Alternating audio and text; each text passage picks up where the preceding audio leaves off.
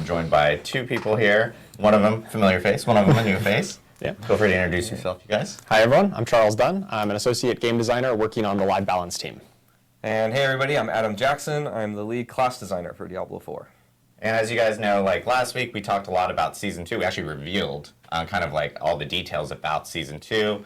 We went into a bunch of different updates that are going to be coming with Season 2. And then this stream was specifically for class updates, talking about resistances, talking about updates to damage buckets, and more. We actually have a lot to talk about. Hopefully, hopefully you guys like numbers because I brought some designers. Hopefully you guys like to hear about all these changes that we're going to be going through. But at the same time, we're also going to be talking about some future updates that are coming for the game as well. We will talk about the first update that's going to be hitting. The audio seems like it's like kind of Season like 2, buggy. which is, patch Hopefully they can fix it. 121.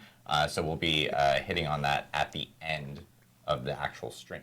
But before we kind of like jump into 121, the game is too high. That you guys have a lot to talk about regarding classes, resistances, damage buckets, unique Let's see items. someone's mentioning it in the away, streams. Yeah, totally. So yeah, we can start jumping Okay. to slides. So the class team and really the whole Diablo 4 team has been very busy move my face with out of the way. improving the game.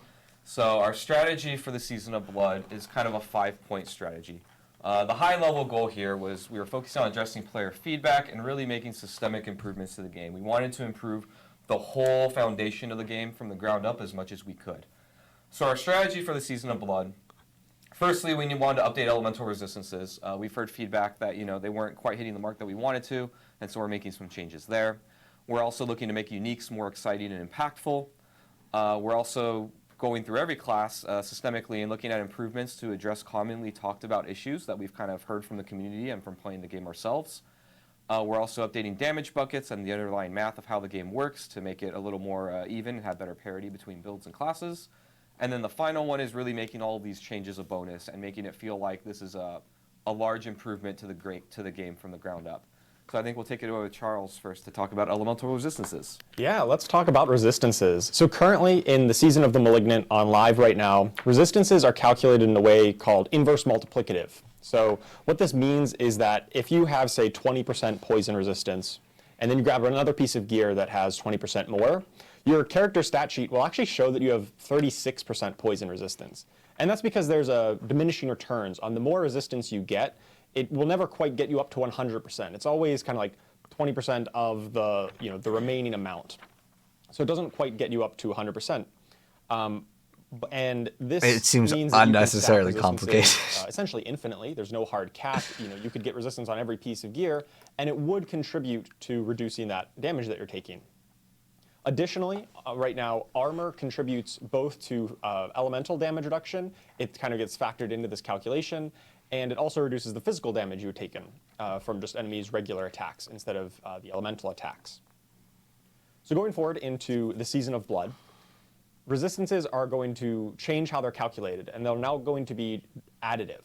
So that means if you have the 20% poison resistance and you have another piece that has 20% more, you're going to have 40% resistance on your character stat sheet exactly as you would expect. Now can we get the same with cooldown reduction? This adds up additively now. We do need to add a cap. So the resistances are going to be capped at a baseline of 70%. So your character can stack as up to 70% resistance.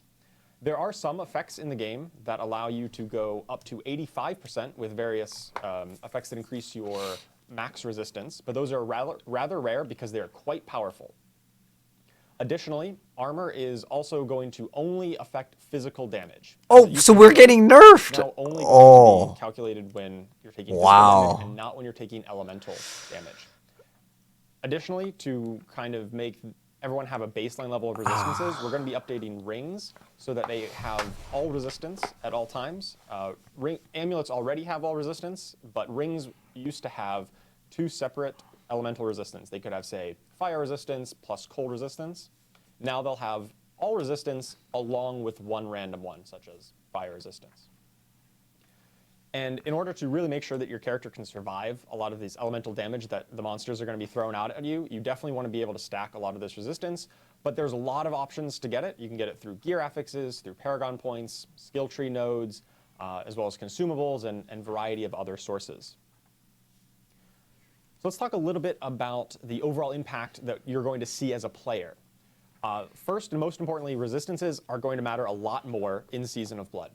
They are just going to be a very important part of building your character. You're definitely going to want to look to try to cap up at that 70% mark as you're getting into the late game and fighting the most dangerous monsters.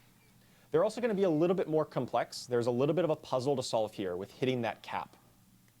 You are going to want to get, resistance. Yeah, resistance stonks for sure. You're going to care about them. You're definitely going to want to be caring about resistances as you're building your character in Season of Blood. Let's talk a little bit about our overall goals for the elemental resistance system. And I think it's important to talk about goals when we're talking about these really big systemic changes, because as we're going through and tuning a lot of the numbers and the balance of everything that's coming in Season of Blood, I mean, there's a lot in Season of Blood, obviously.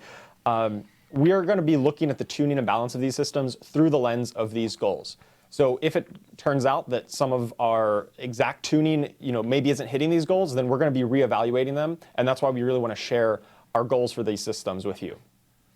So the first one is that we want this system to have an endpoint. Players should be able to hit that 70% cap at roughly level 80 for most resistances. This isn't going to be something that you're chasing up to level 100 and you need absolute best possible gear in order to hit this cap. It's going to be something that's very achievable for most players as they're getting into that late game around level 80-ish. Our second goal is that all players, even if they're not paying too close attention to this, shouldn't fall too far behind. That's why we're adding the all resist to rings and amulets. This is a failsafe to ensure that players will always have some baseline minimum amount of resistance, so they're not getting completely destroyed by elemental damage if they're not really optimizing this. And finally, this is going to be a puzzle to solve for players as you're building your character, and there's a lot of paths to solve it. This isn't a situation where you need the absolute best possible gear to solve this. It's that we give you a lot of different options. You can get affixes of resistance through Paragon, elixirs, gems in particular is very important. And it's all about optimizing your character to find the best way for you to reach the resistance cap rather than can you reach it at all. I really want to highlight this elixir here. We've updated all of the elemental resist elixirs so that they also include, you can see here, a maximum poison resistance increased by 6%. And that's really impactful, especially because the resistance that you get kind of in excess of 70% is disproportionately valuable. Just to give you an example, let's say you're going from 0% resistance up to 5% resistance. What that means is, well, you're taking 5% less damage. You would have taken 100 damage, now you take 95. But if you're already at, say, 70% resistance at the cap, and you go up to 76% resistance, what that means is if you were to take 100 poison damage, well, at 70%, you would have taken actually 30. But now at 76, you're only taking 24 because you have 76% resistance. And that's actually a 20% damage reduction. You're gaining a lot more effective life whenever you add that extra cap at the end. So really getting to that cap and pushing above the cap is a great way to give you a better fighting chance against some of these late game bosses who all have these elemental effects. And yeah, these elixirs are going to be a key part of your arsenal to take on those late game bosses. All right, I think we want to move on to the next to uniques. Yeah. Yes, Adam, take it away. I want to see these uniques. So firstly, talking a little bit about those goals really quick. Something that is really important to me and the team is that when we're talking to you about the updates we're doing to the game, that you understand kind of why we're making these changes and what our goals are, because you're going to see as we go through all of these, we're changing like a lot of how the underlying math and other systems of the game work. And the odds are high that we don't nail everything perfectly. But if you understand what we're trying to do, and we're more transparent about that, then when you're having discussions with each other, when you're giving feedback to us, they can just be a little bit more high level and better sources of information when you also understand why we're doing things. So now moving on to uniques, let's get into it. So generally, we feel, and we've heard the feedback, that they're just not exciting enough. For the endgame chase items, they're supposed to be really, really awesome and cool. They're just not hitting the mark a lot of the time. Too often players really don't feel good when they drop, and really what is an alarm bell for me personally is that when there's a unique for your build and it's intended to be good for that build, let's say like a fireball unique for a fireball sorcerer, And then a Fireball Sorcerer doesn't even want that, right? Like, we don't want that situation to It's happen. because you have the aspects. You're missing out on the aspect. It's on the gear aren't good too enough. big.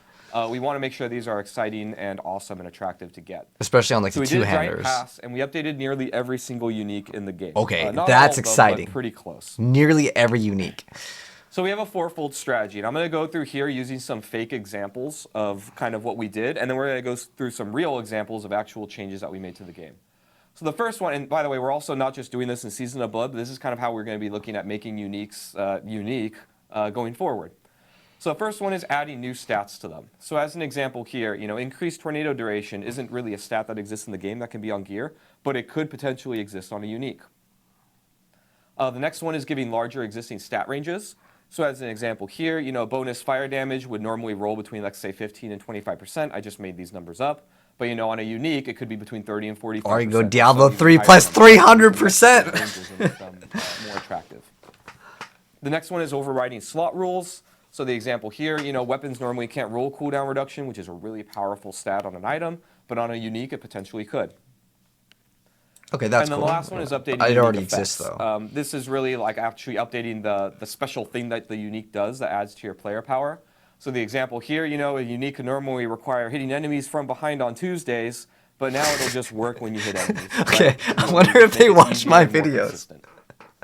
Because I would say stuff like that. It's just a good day. Yeah. I would say Alright, so now let's Tuesdays go at through 5 some p.m. actual at your changes. grandma's So the first one house. is Fists of Fate. This is our favorite random item where everything's just lucky hit and chance based. One of the issues with this unique is that, because a lot of your stats on your gloves are damage related, and this one doesn't really give you that direct just damage power, we're taking one of the lucky hit effects and changing it to a new stat that doesn't exist anywhere else in the game. That's basically a chance to give you a damage buff for a certain amount of time. Okay. So now this will make up for some of that's that, better. not giving you your skill rank crit. stats or other things. That So now the it crit gives is you what makes the gloves good. Next one, we've got the Grasp attack of Shadow. speed. This is a rogue unique that's themed around summoning shadow clones to do damage. You can see on the left, that's the old version. The shadow clone damage range was between Yeah, but that still doesn't fix like the core problem is you're missing out on an aspect and you're missing out on crit. I really hope they actually understand what's actually wrong with that next one, we've unique got or just in Hellhammer. We've general. actually got a couple of things going on here. You can see here, first one is, again, increasing the stat ranges. The damage to burning enemies goes from 14 to, what is that, 28%. It's increasing numbers. And now it's going to 42 It needs to be 70%. So a lot astronomically more high damage to make it burning better. Enemies. And then the next one is actually overriding the slot rule and adding a new stat that can't normally be on weapons, which is ranks to upheaval. And when we start going later in the presentation, you're going to learn that skill ranks are really, really powerful. It's usually plus 20%. It's usually plus 20% damage on most. Plus 4 is 20% damage. And then the last one, updating unique effects. This is another Barbarian unique, Ancient's Oath. So before, it was that Steel Grasp launched 2 additional chains, which it's still doing and is pretty neat. Okay. And before, it was that it slowed enemies that got hit. And, we found really that adding a slowed enemies isn't really quite the powerful effect that we want. So instead of doing a slow, now it's going to give you a whole bunch of multiplicative bonus damage to anything that you grab. Okay, so that's actually straight up a lot better, more but it's just a numerical change versus making it actually unique, which I think. All right, now we're also going to be adding some new legendaries and uniques to season 2. Okay, cool. Let's see. So here we're going to go these. through some of the uniques specifically that we're Flicker adding step. be chasing Ooh. when you're going through Diablo 4. Okay. So this first one is called Flicker Step. This one is basically when you evade through enemies, you're going to reduce your ultimate cooldown by a pretty chunky amount. So you can see here, as the players Each evading through enemy enemies, their by ultimate 4 cooldown seconds, is and you get 20% getting a lot extra shorter. cooldown So you reduction on a can, vampiric try and power. create an ultimate build where you're just focused on using your ultimate a bunch of times. But because you have to evade through enemies. The next one is Scoundrel's Leathers. This is a new rogue unique. Okay. This one says that when you have Inner Sight active and you have that unlimited energy, then on cast, when you cast a core skill, you have a chance to spawn a random trap. And this random trap can also be death trapped, so it's pretty cool. Okay. And last but not least, this is one of my favorite ones, is Dolmen Stone. This is for the Druid. And it says that when you cast Hurricane and then you cast Boulder while your Hurricane is active, your Boulder will actually spin around you and get caught in the Hurricane. And yes, you can actually have multiple boulders going on. Okay, Druids is the best out of all of them. It's like no question. Pretty awesome. That is way too good. But hold on. All right, we'll have to next, check we're out gonna be later what talking the about class stats work. Because you need a improvements. So cooldown the next reduction part on of our amulets. strategy, which is really looking at the issues that the community's been talking about with every class and Before you actually jump in, because I Yeah. know a lot of people are seeing the item levels on some of those uniques. Oh, yeah. beforehand and stuff. And I know last week. So it's we had life, talked about, resource, nature. item level. Being It's like cooldown reduction 20. to like 1. But then area. there's some of the uniques that we showed earlier, for instance, actually ended up showcasing like 925 or other numbers beyond. So Yeah, I wanted to be clear. Yeah. Yeah, 925 is going to be the new maximum range that you can get for your gear. So 925 is the max high power you can get. Okay. yeah, so it's Just to double check. it's us clarifying essentially last week where we said 920, but it's actually 925. Yeah. So we just wanted to clear that up with everyone to make sure that people understood. How much times did that rotate? Like 6 times? All right, so next let's talk about the uniques that you can get in the game. Okay. So as you know, we can go to the next slide. Oh, it's good? okay. Oh, I don't. Oh, there we go. There we go. Okay, cool. Sweet. Yeah, so here we're just going to give you a preview here so you can now Oh, target so farm this uniques. boss drops And to all be of clear these. Here, Ah, with these new perfect. bosses that we're adding in the Season of Blood, these are the uniques that the boss will be able to drop. Now, you can still get uniques from all content in the game. It's just a rare chance to get any of them, but you have a much higher chance to get these specific uniques off of these specific bosses. That's good. So here you can see a list. That was the first one. Next is Varshan here. Alright, So which if one's you dropping the see any of Shaco? these, Which is the one that your matters? That's probably Rage Duriel. Or your, Mad Wolf Scalia as a druid. This is who you're going to be target farming. Next, we've got Lord Zir. So here's the list. We can stay here for a few seconds and just Yeah, give well, people and a we'll chance to see. we'll post these lists on. Okay, the, I'm sure they'll be on a forum. on the site. I'll probably make a video guide for you to tell you which ones that actually the best, because some of them there are maybe These are all overlaps. the- I know we've gotten a lot of questions. About, like, hey, temerity. You I talked love about those. target farming. Like, what can I actually target farm? Because if there's only like 3 or 4 from each one, I mean, we wanted to make sure that's that we fine. actually showcase that pretty list good here. chance. So every player can actually see all the uniques that they can actually target farm specifically from these bosses. I want to see the update to so the this rogue is unique, nice. specifically Wind All Force. these That one got like there. such a short end of the stick on terms of like what it does. And then last Duriel. Duriel. So here's all the uniques. And a lot of the uniques here, by the way, on Duriel are going to be new ones coming in for the Oh, okay, so all We've these got a lot of pretty Uber powerful ones. uniques. Oh, Their last but not least are the Uber uniques that have a higher where's the chance of Shaco dropping. at? Oh, there it is. The Harlequin Quest is the Shaco. So Uber uniques, Duriel. Okay, that's the one we got to farm, boys. Give yourself a Shaco. And then that Spear of Lycander, Yeah, I actually do Uber want to uniques try will out that. definitely be more achievable in this season. Okay. It'll be very rare, but if you're getting Duriel He's- on farm and you're killing them a bunch, you're probably going to be able to see one of them Yeah, throughout a most- season. Most definitely, we'll be able to see one if you're. So you're each really class has, like, farming 2. on Duriel, and at the same time, you'll probably know a lot of people within your own clan that actually will end up having Uber uniques this season. Now they said this is going to be for And again, non-season 2, these so bosses are I wanna see available this. in season 2, but they're also available in the Eternal Realm on day 1 with Yes. October 17th. So. All right, so now let's get to the class improvements. So yeah, our strategy here was addressing issues with each class that the community is talking about. These changes are mostly unique to each class, and they're meant to target specific pain points that players have been having.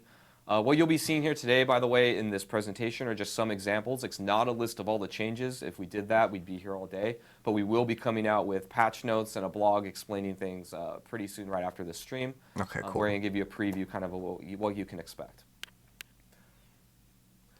So the first one is a general change, and this is that fortify amounts, when you gain fortify, are going to be changed from being based on your base life to your maximum life. And what this means is that increasing your maximum life is going to make these effects stronger, and this is across oh, the so board. this is going to be Yeah, I think this is a really Huge important change buff, for any kind of right? build that's trying to build really tanky. They want to build Fortify. They want to build every class can Life, actually build Fortify and, now. And previously, whenever Fortify was based on your base life, building more maximum life actually meant that it was harder to get your character fully fortified. Well, because you had more life to fortify through. And so with this change, you can see here in this example on the left, pretty much the same character, almost the exact same life total. Before, you would get about 368 fortify with like this double. effect. And now the exact same effect, exact same character, now gets 677. So almost double amount. If you are building a lot of maximum life, like this character is, you're just going to see a lot more fortify values, which means it's a lot easier for your character to get into that powerful fortified state.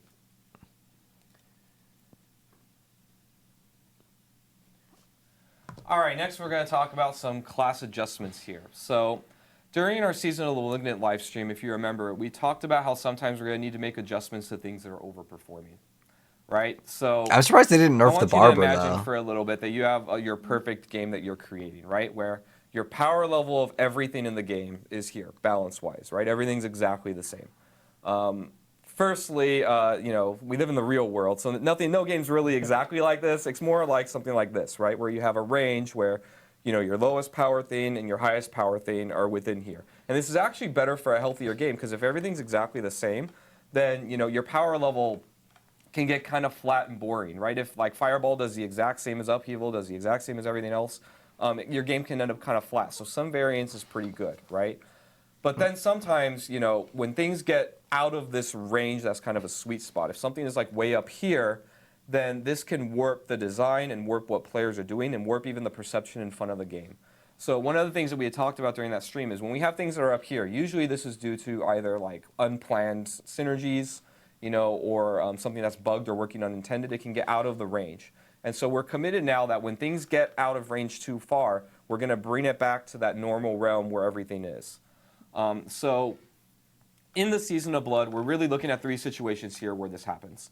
Sometimes builds and playstyles can just dramatically be outperforming others. Another one is fixing unintended interactions that result in extreme outliers. These are usually like bugs or other things like that. And then designs, and this is kind of future-proofing, but we're looking at designs that have the potential for infinite power scaling. So that going forward, particularly when we're adding leaderboards into the game, we really want to make sure that the power levels of things isn't too out of whack, and particularly for too long of a time. So we're going to be more committed to looking at these things more often. So in the Season of Blood, we don't really have too many of these, and to be clear, the overwhelming majority of our changes are going to be buffs. But these are some adjustments to get ahead of first to make sure that those power levels Hoping are Twisting Blades doesn't get nerfed. We can go to the next Yeah, slide bring here. stuff up. I agree. So the first I think one nerfs is just gonna make. Necromancer. If you've played a Bone It's Spear just gonna make people Necro, you upset. probably saw this coming a little bit. But Ossified Essence, your key passive, we're reducing your damage bonus from 1 to 0.5%. And to be clear here, even after this change, this key passive is still probably a contender for being the strongest one in the game. It's really, really powerful. It adds a ton of damage. And really what this lets us do, actually, and you'll see when you get to look at our patch notes, it gives us some room to add power in other places in Bone Necro.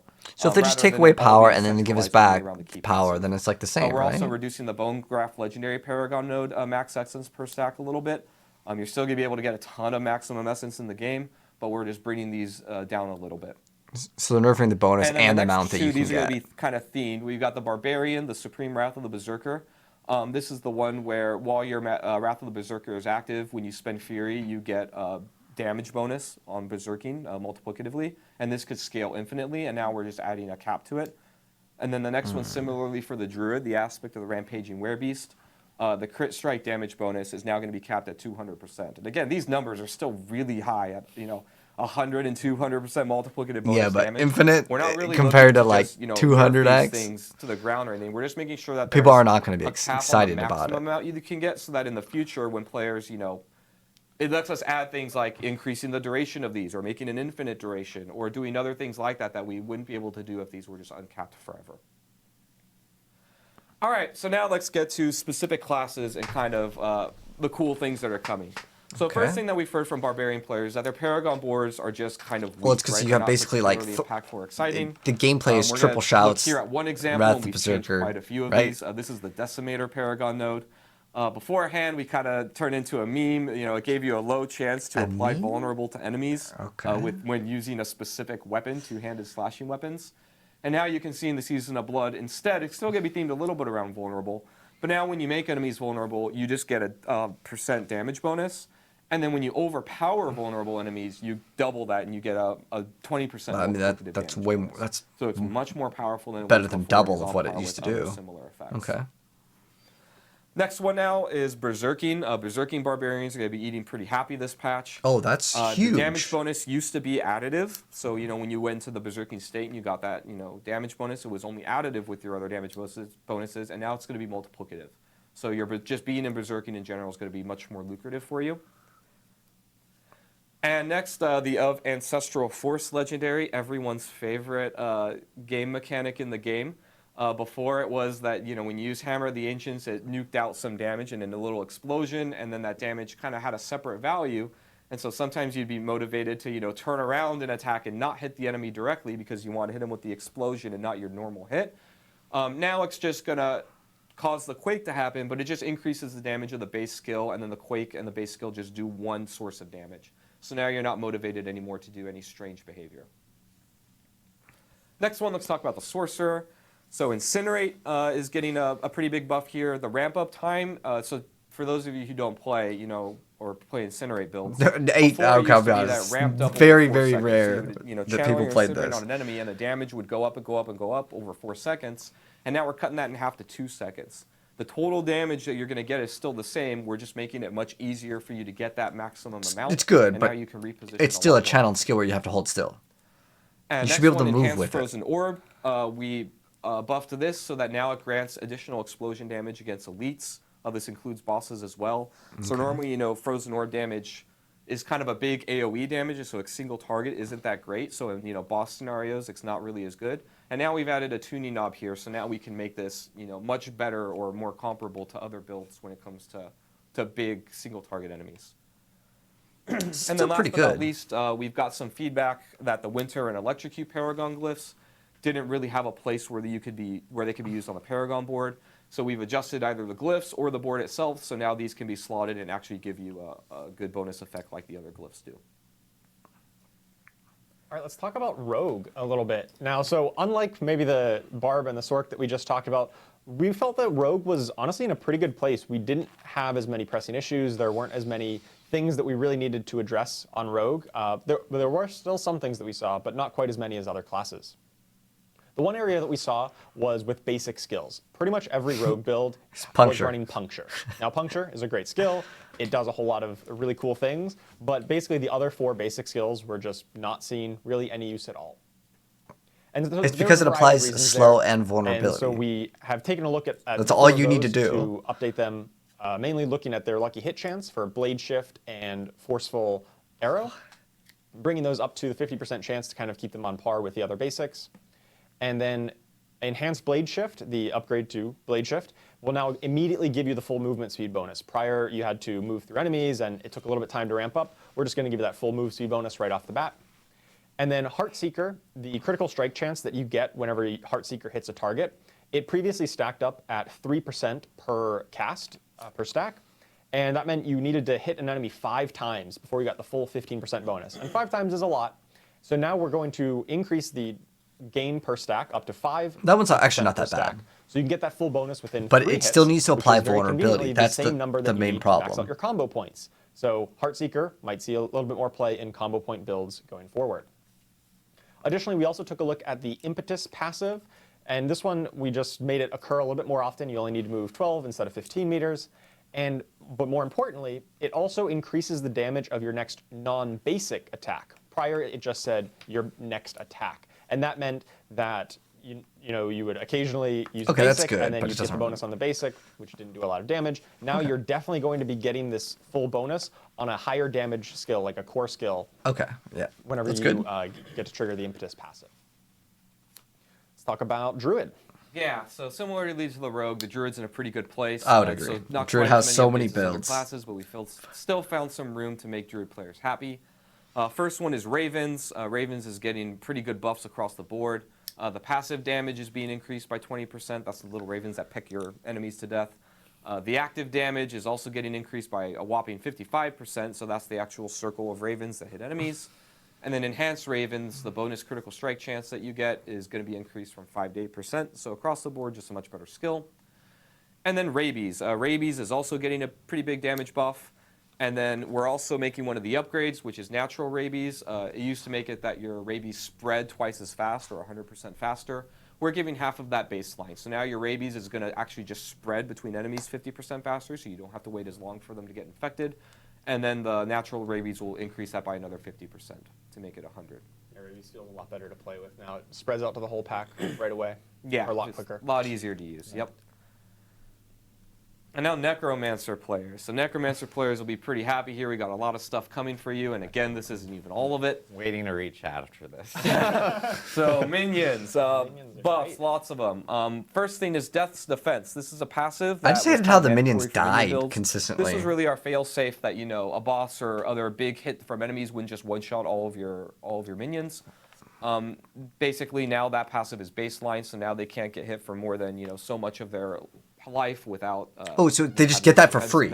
That is I'll also add huge. in that, So you don't even need to have this it? baseline functionality that your minions can't take more than 30% life, this applies to all player pets across the game, including druids, wolves. That's just how our pets now work. So and of pets course, we've going redesigned up. the Death's Defense passive to give you another alternative if you want even more defense on your minions. Yeah, good clarification. That Druid's eating even better today Yes. too. Yes. Yes. Next, Golem. Basic attack damage is getting doubled. We're insane. But yep, so it's going to get a lot stronger. Your Blood Golem and your Iron Golem's active damage is also going up. The Blood Golem by 55%. The Iron Golem Slam is going to be 15% better. Also, many of your minion Paragon no damage values have been increased. So that scaling minion damage into the mid and late game is also going to be a lot better.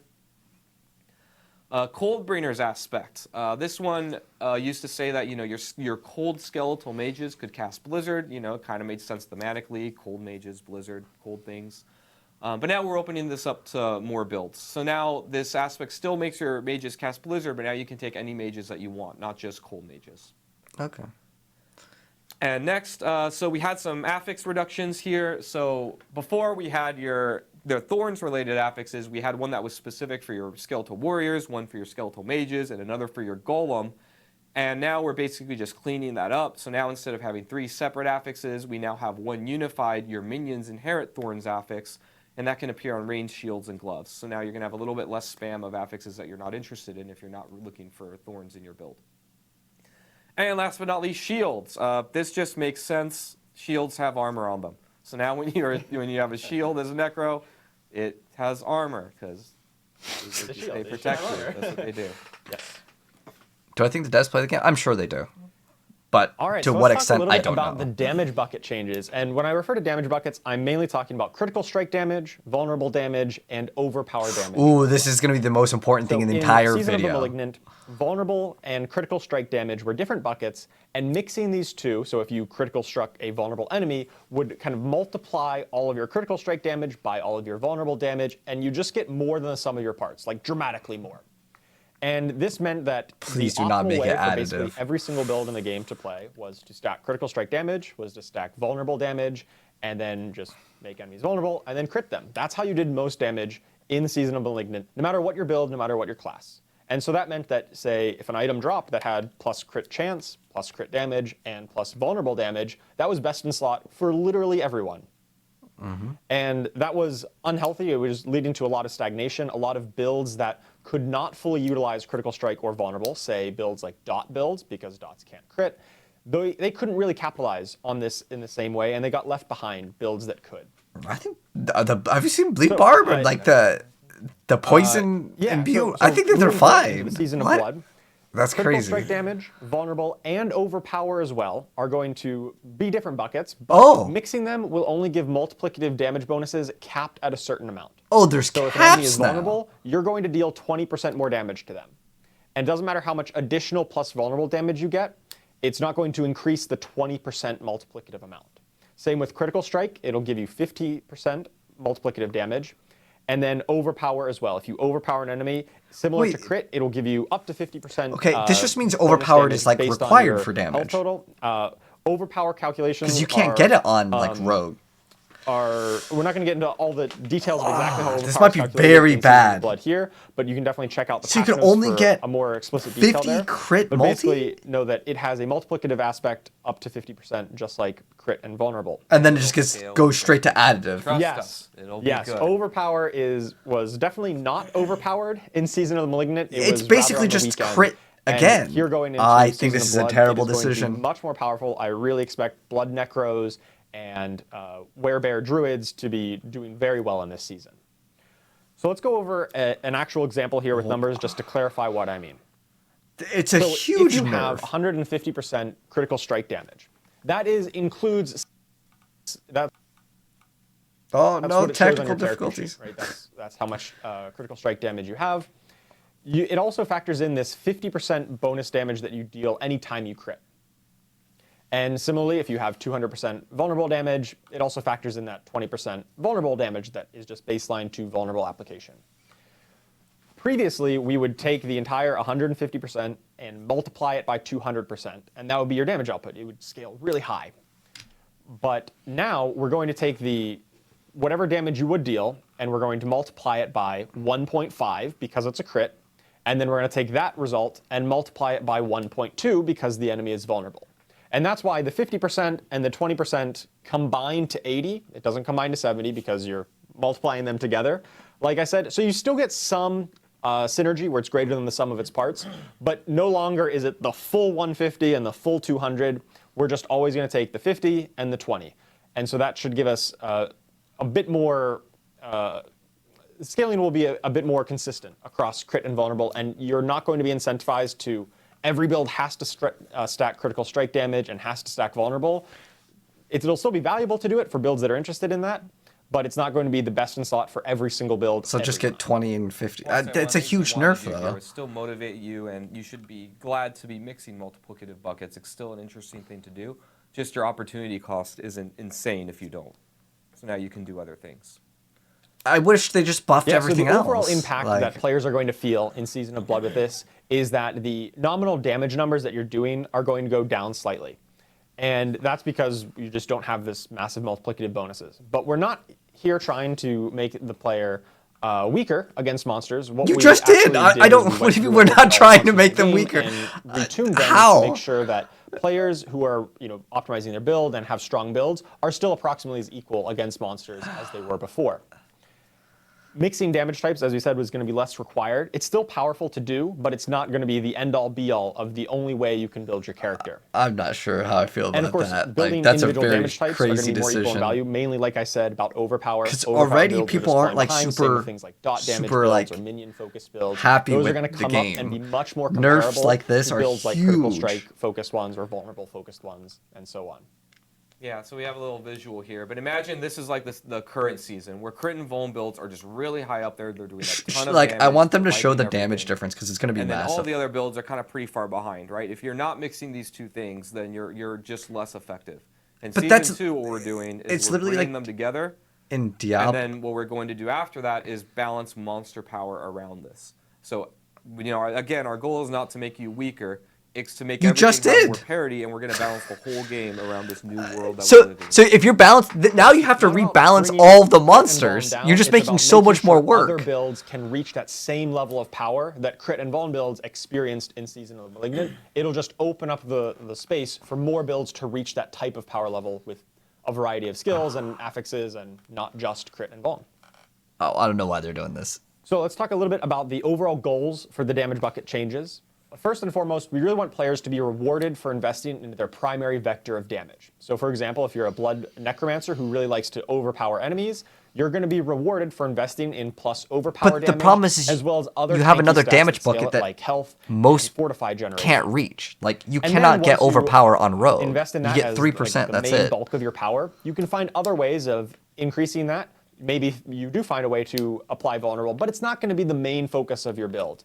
You can also get a lot of skill ranks to increase whatever your core skill rank is. Those still increase your core skill damage multiplicatively with skill ranks, which goes back to what Adam had said earlier about how powerful skill ranks are going to be going forward into Season of Blood. Also, we don't want this to just make the game simpler. We know that right now players they feel like they're getting crit and vulnerable on their gear, and that's great. That adds an interesting layer of the item chase. Like, hey, you found the best in slot item. And with this change, it's not going to be that exact same, but our intention is not to make the itemization game simpler or more boring, because we're actually making a bunch of other changes to make this a bonus, to find other ways of scaling your character in interesting ways. But you're still scaling it that Adam's negatively. gonna Like it's still talk about here. at the end of the day, you're still going to get less damage than what we had before. So last but not least, we're going to talk about making it a bonus. And I'm going to kind of expose a gap in our armor here. Okay. What we were really afraid of when we were looking at doing these changes is that in a vacuum, if we did this and nothing else, we think that it could be a negative experience to the game, kind of what Charles alluded to. What I'm terrified of is that we do these changes and the reaction basically is, wait, you're lowering my damage and you're making it less rewarding to try and build crit and vuln. This is awful. I hate it, right?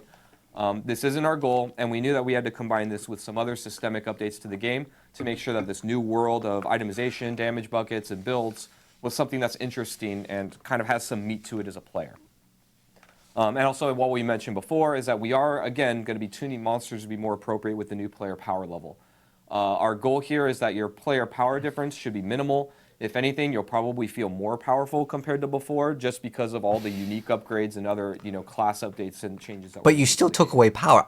You shouldn't really. Even with the Shaco plus 20% damage, losing the dungeons and things, unlimited crit, multi, and vulnerable, it's still gonna be here's the not other big fun. part of our updates. I don't know we're why. adding effects to kind of give that scaling back, but instead of having it be baseline, we're going to do it through player interaction. So if you remember before that little graphic of the crit and vuln was really high and the other player power was down below, how are we bringing these things together? Well, we're going to bring that player power up for the other builds through these kind of designs and effects. So the goals with these changes before we get into them are twofold. The first is we want to add some multiplicative power back to the player, but in a more interesting way. Because as we mentioned before, we are removing multiplicative power by capping it with crit and vuln. So we want it now. The upside of that is that we can actually give it back, but we can do it now in choices that you make as a player rather than it just being an underhood thing about how the game works. And then we also want to try and make the itemization experience better, particularly in the latter portions of the game. We want the stats you chase on your items to kind of be more tailored to your build and be a little bit more interesting. This isn't the end-all be-all of our plans for itemization, but this is just one way that we think we can try and make your stats and your gear and how they mix with your build a little bit more interesting. So now let's go through an example. So this is these kinds of effects are what we added kind of all over the place on all the classes of ways to give you multiplicative power. So on the left here is the old elemental summoner Paragon node legendary, Paragon legendary node on the sorcerer. And before it basically said, we want you to put all the conjuration skills on your bar. And when you do, they have reduced cooldown and mana cost per skill you have. This is your Hydra, your Ice Blades, and your Lightning Spear, right? We have one for each element. Now you're still going to get that. You can see on the right, this is the Season of Blood's design. So they still get reduced cooldown and mana cost, but now we've given you a goal to chase and a way to multiplicatively scale their damage. So the way it works here is that those conjuration skills are all going to deal multiplicative more damage based on the total amount of your bonus damage stat. I think this is just making it way more complex for people. So here you can see, and I think these numbers actually match to what the current bonus is. So what we want you to do here is you go to your character sheet and you're like, okay, I want to get bonus damage to fire, lightning, and cold. These, are like your plus fire damage on your gear or whatever, right? Normally these stats aren't very attractive, but now they're going to be a lot more attractive because they will multiplicatively, these additive stats will now turn into multiplicative stats if you take this node and you go for this specific build. And the other really neat thing about this is that it makes your Paragon board or Paragon nodes, and even we can make items or other effects more interesting where we say, hey, you get bonus non-physical damage. That will actually triple dip with this Paragon node legendary power because it will increase your damage with fire, lightning, and cold, and so it actually will triple the amount that this one node would give you in value for this one legendary power. And we've added these effects kind of all over the place. You're going to see a lot more scaling.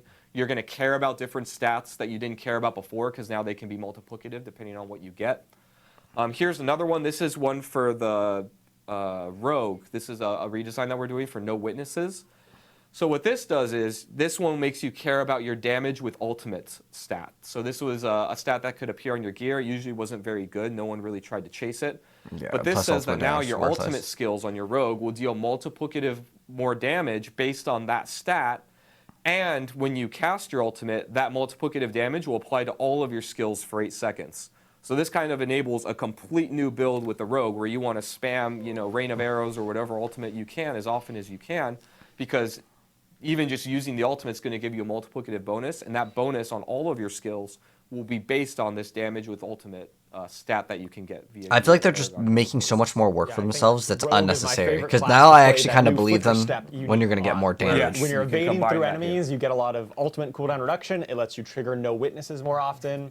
You want to build a lot of ultimate, and you can play it, with Rain of Arrows or Shadow Clone or Death Trap. Any of them, it just feels really good and a much more cohesive package that lets you scale to a really strong late game build and is not just based around crit and vuln. It's now based around ultimate skill damage. Yeah, and to be clear here, this will be on all the classes got some amount of this, and it's not only on the Paragon board. Some of it, your key passives will be doing it. Some uniques will be doing this. There's kind of a bunch of places. And I believe last but not least, so if you remember last time we were on the stream and I talked, I brought up how we had a stated goal of trying to scale effects that don't really scale very well. These are generally effects where there's a legendary power that spawns a thing, like let's say earthquakes with the barbarian or dust devils on the barbarian, things like that. Yeah, they would do 0 and those damage. effects didn't really scale very well, and we wanted to add things that do. Okay, that's so good. in the Season of Blood, this is we've actually added really some good. things. This isn't going to be everything we do forever. This is just the beginning, but we've got 2 new Paragon glyphs per class. Ooh, where we are going to be adding these awesome. scaling effects, so now you can create builds, hopefully, that you weren't really able to before, and we gave you a way to scale them. And again, we're planning to do more of this kind of design in the future. I think it's very interesting. And yeah, so here's going to be some examples. So the first one is Rumble. This is a new Barbarian glyph, and it's basically going to let your Earthquakes scale multiplicatively with all the strength that you get in an area around the glyph when you slot it. And then you also deal more damage based on each active Earthquake that you have. So you want to get a lot of active Earthquakes, and it makes you more powerful. Okay, I like that. Just to clarify, I think when you building strength around this will give additive damage to your Earthquakes. Most glyphs on the top section is all additive damage. Oh yeah, good clarification. But then the second half, the additional bonus. I think the word additive and multiplicative is only for like the top 1%. Creating, and the game is like a casual game. So a lot of people just won't understand this. Yeah. Next is the Stalagmite. This is for the Sorcerer. So we're giving you a way to scale your Ice Spikes per intelligence purchase within range. And then also your Ice Spikes are going to have a higher crit chance. And then we've got Explosive. This one is for the Rogue, and this one lets you scale your stun grenade damage with Dexterity. And then also you're going to get damage reduction whenever you drop a stun grenade. Okay, that's actually not too bad getting that Now we've gone DR. through a ton of slides here. Oh, yeah. A lot of slides, a lot of stuff to actually cover regarding class changes, of course, all the damage bucket changes and everything. One thing to note is I know we only highlighted a few specific things on classes. As we've mentioned, patch notes are actually going to be coming after the stream, so you'll be able to read through every single class we gotta change, check that all the out as different, well. changes that we even talked about last week on the stream, and other items including bug fixes and everything. Yeah, there's a lot of this. It's a pretty lengthy patch notes. It's by far our largest one yet, for sure. Yeah. In fact, I think if you add up all our patch notes beforehand, this one ends up like being like half of like all our prior patch notes combined. So wow. I believe it's pretty significant. It was a lot for us to do. Yeah. Yeah. So patch notes will end up going live here after the stream, so you can check it out on Diablo4.com. Oh yeah, we're gonna go there. We do want to talk about some of our future changes that are also going to be coming post Season 2. For instance, patch 121. We haven't even hit patch 120. Patch 120 is coming out on October 17th with the start of Season 2. But patch 121 is actually going to be coming out after Season 2, but before BlizzCon. But we did want to actually cover what would be that's gonna be patch really soon, 121. actually. And we also wanted to talk about how when is BlizzCon? future content pieces, like within Season 2, we're going to be constantly updating and adding new features to the game within Season 2. November 3rd. And players will hear more about that at like BlizzCon and future streams. But one big thing that we are adding in 121 Oh, this is a awesome. training This is dummy, so good. Now we a can target test dummy where you can DPS. actually yes. practice builds, test out different I'm so glad they added items and this. everything like that. This will be located in Kyovushad in a cellar, and you can actually customize it and change it from like a normal training dummy to adding additional ones or boss ones. This is so You'll helpful. Actually be able This to is so test helpful. out different builds. So this will be coming in 121. Just a reminder, I'm going to continuously say that so people don't go like, Not the why last wasn't it one. on October 17th? 121. Yes. Probably like on this will be 21st or towards something. the end of this month. We'll have more information as that actually hits. And then the other feature that we're going to be adding, and this one's a big one that I know people have been asking for. In 121, there will be an option for you to be able to reset your Paragon board. Which we know that everyone has been asking for, and it's something that we've been wanting to put in. And so, Easier respecs. yeah, easier respecs is going to be way better for players. And so in 121, that feature will actually be coming. And again, like I said, towards the end of this month, we'll have that. We'll talk more about that. There will be patch notes associated with that update. And of course, we'll have more updates to Season 2 that we'll be talking about at BlizzCon. So you should make sure to check out BlizzCon if you're going, or if you want to go, you can still grab a ticket. And of course, you can still grab tickets? We also yesterday announced the BlizzCon collection, which has a bunch of Diablo 4 stuff along with some World of Warcraft, Hearthstone, Overwatch items in there. What are StarCraft items? Diablo 4 items. It What's does StarCraft include stuff? like the Legendary Collection actually includes a token for the Premium Battle Pass. The Premium Battle Pass, we've been getting a lot of questions about this. The Premium Battle Pass. The horse kind of token looks in cool, that the lightning can one. be used for Season 2 if you want, or it can be used for any future season.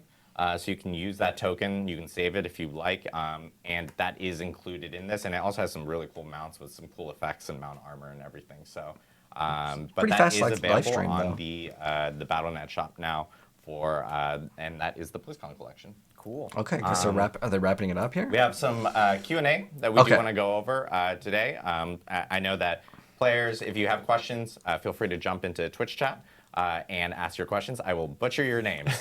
Guaranteed. It's a promise I do every stream. That's why they bring me here. But we'll be answering questions on Twitch chat. But the first question I know that Okay, so I just want to wrap up like it, my thoughts on here since they are. Oh, wait, hold on. it's Is been this something that we need? You know, we've heard a little Plans bit for about it today, underperforming? but I think Okay, it's let's see what something they say that real we've quick. been hearing No, for wrap it up. the last couple months of like, hey, some of these builds just don't feel viable. It feels like I'm going under one build. Like, what are you guys planning on doing that? Totally. Well, first we plan to redo all the underlying math of the game and change how all the builds work and change all the So skills specifically. Yeah, there are definitely skills that are underperforming that don't have as wide of a use case as we would want. Flurry, come on, get that I would flurry say buff. we're going to try and look at them at an individual basis on a skill by skill. There are definitely ones that we've identified as a team that we're already going to start taking a look at. You know, we learn a lot when we launch the game to millions of people, right? Of course, we have ideas that sometimes pan out, sometimes they don't. And when they don't, we have to kind of reevaluate. Well, what was the purpose of it? Can we still keep the heart and the spirit of the skill without changing it completely? Or sometimes we do need to change it and make it like fit an actual use case that's unique that doesn't fit any other skill. So it kind of depends what our answer is on a skill by skill basis. But it is definitely a goal of ours that we don't want a skill to just languish forever and just not really have a use case or be useful. To clarify, though, I do think it's okay that a skill is a little more niche and maybe isn't, like, we're not saying every skill needs to be used equally by every player. No. I don't think that's a reasonable expectation. I don't know if it's very healthy, right? I think there's something attractive about feeling smart that you're able to find this niche use case or you're playing in a unique way that not many other people do. But if a skill isn't fulfilling even any purpose or the purpose it was intended for, then I think that's grounds to reevaluate and try and find something that works better for it. Yeah, definitely. And there's a few different ways that a skill can kind of fall short. Right? Okay, I don't think they're It's going not just always to a matter of exactly like numbers, answer the right? It's question not just, in terms of like just a crank up the nerf a damage buff on right it. now. You know, if All the right, damage so is what I want to crazy, do real quick is I want to wrap up my thoughts on the most recent update as they're just going to go over Twitch chat questions here. So overall, my impressions of this most recent like Campfire chat, I think that they really want to try to do a lot of stuff, but they're doing what I would consider unnecessary work. So they're taking all of our crit damage, all the vulnerable damage, and lowering it, but then they're also giving us extra damage. Wait, are they talking about more stuff here? Hold on. and in Season of Malignant, vulnerable was really valuable. So we're not only tackling this on... Okay, this is just kind of saying the same stuff that I was talking about. Anyways, so some of these smaller buffs, especially like on this rogue one, the reason why the puncture was just superior to every single one is because it applied vulnerability, not because we needed to have additional like movement speed bonus or like an extra like 2%, 3% crit. I think that there's still some core underlying issues where they just don't understand why it makes a skill good. And I think that is actually still a big issue because you can change all of these numbers, but at the end of the day, you need to understand why the skill is actually being used. Hopefully that makes more sense. But my thoughts on it, overall, positive. I want to see all the new unique changes. Some of them definitely seemed better than others. Like the Druid one is far superior than the ability to maybe just get a death trap on evade when you go through a target. It's like on a boss, are you really going to just try to evade through the target so you can get an RNG chance of maybe getting some sort of thing? And since these new Uber bosses may be super big, I don't know if you're going to be able to actually evade through them. I don't know if it just counts if you just roll in front of it. But nonetheless, again, I want to say that they're at least trying to do something, but I think that they still don't understand, at least from my POV, what makes a unique. Getting them to be like, well, we're going to increase the damage from like 15 to 25 to 35 to 40. I mean, you can increase it to 300%, and then it becomes, yes, good, but that's one of the core issues where some people don't like D3. And that's why there's still people that will say itemization better in D2. I'd have to agree on that. So I think what they need to do is pretty much look for a lead creative director. They need someone out there, you know, who's really good at this, honestly, is Schaefer. He I don't know if he still is in the business industry for this, but he works on like Torchlight, and there was really, really cool concepts in Torchlight 3 that I think would have been really cool to see in a Diablo game. Nonetheless, I think they need a different creative director or just some sort of fresh influence. But that's my thoughts on the patch. You guys can let me know your thoughts down below. If you guys enjoyed it, drop a like on it. If you're new here, subscribe to the bell, and I'll be dropping even more videos very soon going over the rest of the stuff. But that's like my overall thoughts on this patch for the Campfire channel.